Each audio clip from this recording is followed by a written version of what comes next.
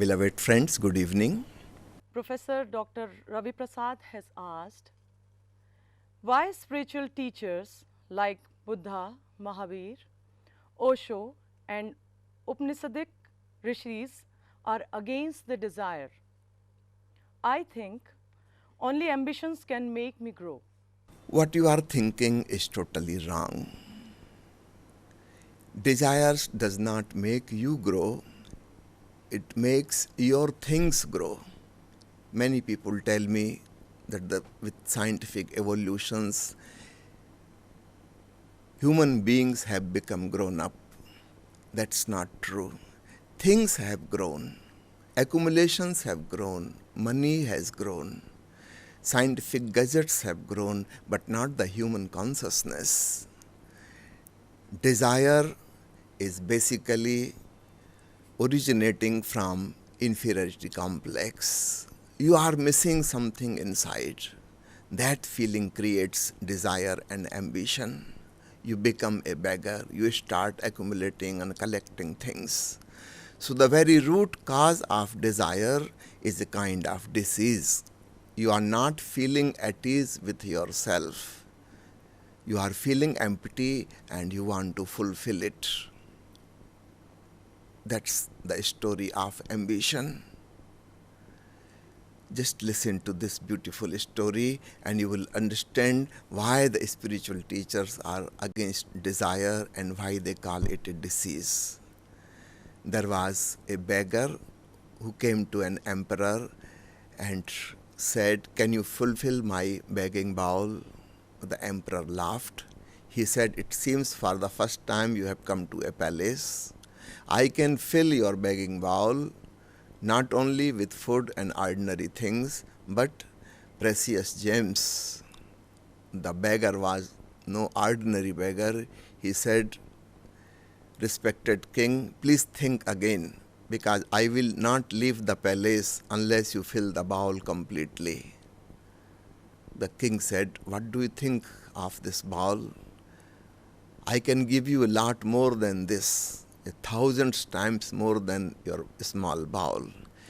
He told his ministers to bring diamonds and precious gems and fill in the bowl.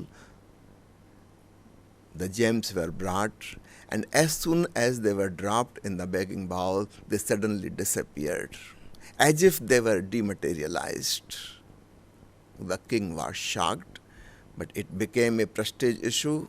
He told his ministers to bring more diamonds, bring more gold. By the afternoon, the treasures of the palace became empty. By the evening, even the gold and silver, all was finished. Finally, the king fell down at the feet of the beggar and said, "I am lost. You have conquered. Please tell me what is the secret of this begging bowl. It is miraculous. Whatever is put into the bowl has just disappeared. Where it is gone?" The beggar said, "This is not miraculous. This is just simple begging bowl. I am so poor, I don't even have money to purchase the cheapest earthen bowls. I was passing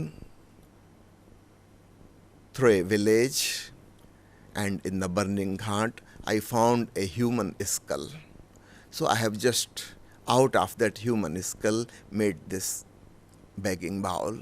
That's why it looks a little strange."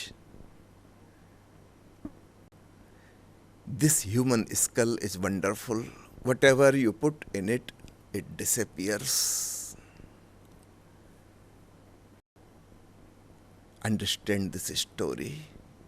This is your story. This is everybody's story. The king was surprised. The beggar said, "Don't feel surprised. Just close your eyes and look within. Is your skull full? You have such a great kingdom, so much money. Just think, are you satisfied?" The king closed his eyes, and after a minute he opened the eyes and he said, "You are right. I am still unfulfilled. I want that my kingdom should spread. I should win and take over other kingdoms also. I want more money, I want more palaces, I want more land, I want more military, I want more strength, I want to become more powerful, I want to become a Chakravarti, Samrat, a king who rules all over the world. I am full of desire. So the beggar said, this is the secret. The human skull always remains empty.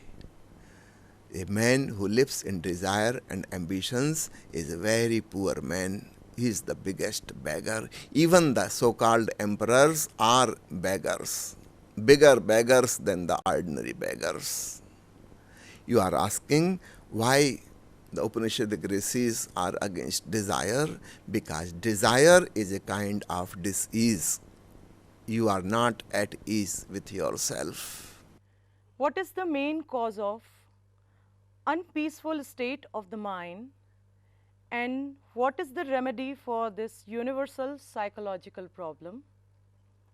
How to improve and strengthen the mind? You are asking as if somebody suffering from cancer asks how to make this cancer powerful and more strong. You are not understanding the problem. Cancer is the problem. And you are asking how to improve and strengthen it. You have to destroy and get rid of it. You are asking what is the cause of unpeaceful state of the mind. As if these two things are different from each other. Mind means unpeaceful state. Mind means desire. Mind means the beggar. Have you heard the famous गज़ल, दुनिया जिसे कहते हैं जादू का खिलौना है, मिल जाए तो मिट्टी है, खो जाए तो सोना है. It is a miraculous thing. Whatever you achieve becomes valueless, and whatever you have not achieved, it seems very brightening, very shining. It attracts you. It seems very valuable. By the time you achieve it, there is no value left in it. It is all rubbish. This is the cause of unpeaceful state. This is synonymous with the mind, and what we call the peaceful state, the meditative state, that is synonymous with the no mind. The Jain masters in the Japan have used this word no mind, or you can call it beyond mind.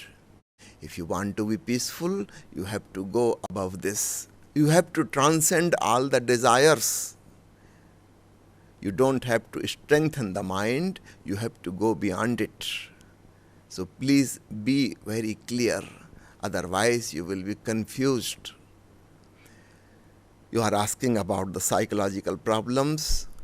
Since last almost 1 century, psychologists are trying hard to get the mind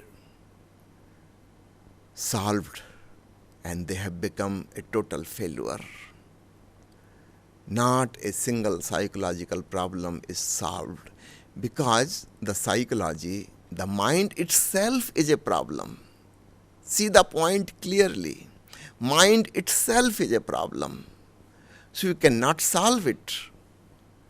Of course, you can watch it, you can go beyond it, you can become a witness. You can become rooted in your witnessing consciousness, and that's how all the problems disappear. You reach to a place far away. You become a watcher on the hills. The mind is in the valley, you have reached to the peak of the mountain. Now, the problems of the valley do not exist for you. So please ask how to transcend. Meditation, awareness is the way. Don't try to solve the psychological puzzles. They are insoluble, but you can transcend them.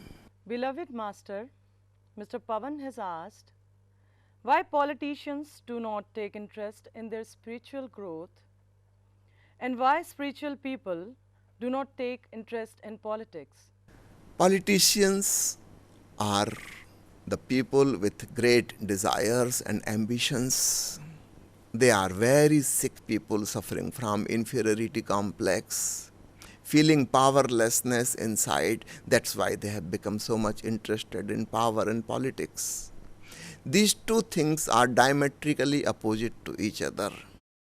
Politics is extroversion and spiritualism is introversion. Meditation is inner journey. Politics is manipulating the others. Spiritualism is transformation of the self. They are 180-degree opposite to each other. That's why politicians, those who are interested in politics, they cannot enter in themselves. And those who have entered in themselves has become calm and quiet, satisfied and contented. They have no desire to accumulate power. They don't want to manipulate others. They have become so satisfied and blissful in themselves. They don't bother about others. So politics is the name of the greatest disease human beings are facing with. I would like you to listen the words of wisdom by the beloved Master Osho on the same subject.